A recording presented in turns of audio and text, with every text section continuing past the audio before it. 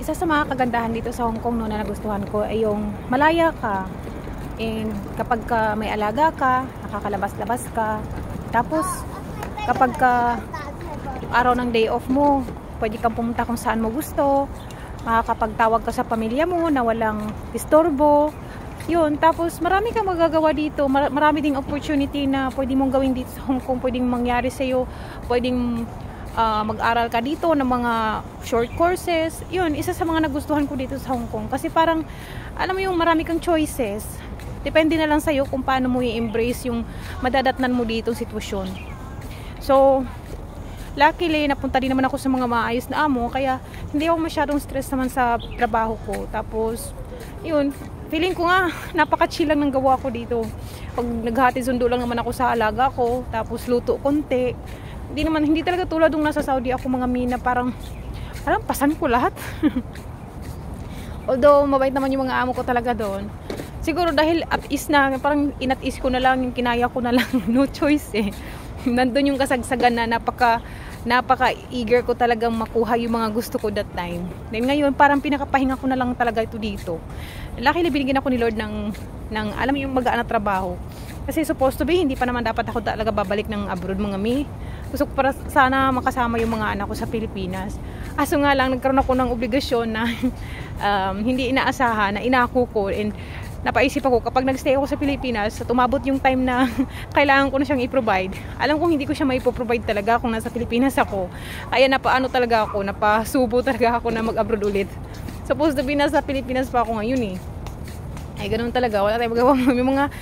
May mga pangyayari talaga na hindi natin inaasahan, na kailangan din natin na, alam mo yung kailangan natin gawa ng paraan yung mga obligasyon natin. And luckily, si Lord naman binibigay naman niya yung mga kahilingan ko.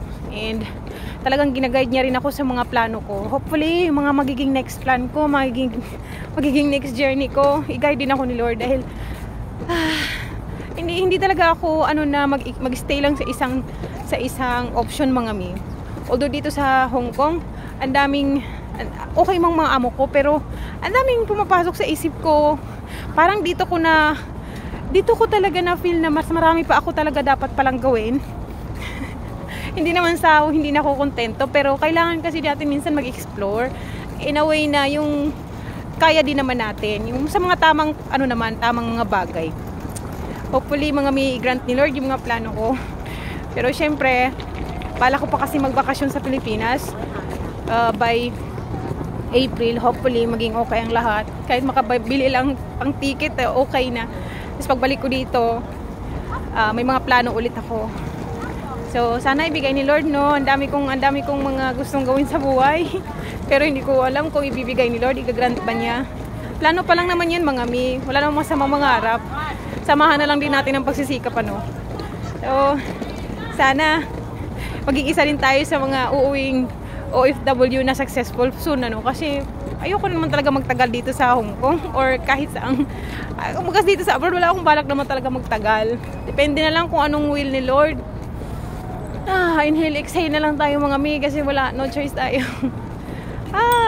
Tapos kapag may mga plano tayo, syempre hindi pa natin yan alam kung makakaya ba natin gawin, panindigan. Ang importante, may ginagawa tayong mga moves, ganun. So, yung mga kapwa natin kunyang dyan, yung mga nandito sa Hong Kong, alam ko marami yung mga, nag-i-explore sila sa mga skills nila. Yan, kasi bala ko din talaga mag-enroll sa mga short courses. Hopefully, magawa ko.